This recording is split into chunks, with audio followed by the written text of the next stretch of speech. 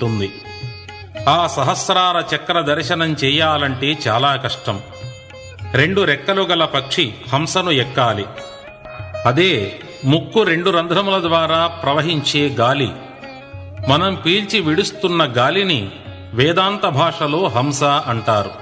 ఈ హంసను ప్రాణాయామ సాధన ద్వారా రేచక పూరక కుంభకములతో సాధించి శోధించి అధిరోహించిన వారికి సహస్రార చక్ర దర్శనం లభిస్తుంది. అదే 7వ కొండ. దానిపైన ప్రవేశించిన తరువాత 4 నదులు అడ్డంగా ప్రవహిస్తూ ఉంటాయట. అవి ధర్మము, అర్థము, కామము, మోక్షము అనబడు చతుర్విధ ఫలపురుషార్థములు. వీటిని అధిగమించుటకు తానే 4 వంతెలను నిర్మించి ఉంచాడట. అవి కర్మయోగము, భక్తియోగము, జ్ఞానయోగము, వైరాగ్యయోగములు. ఈ కర్మ, భక్తి,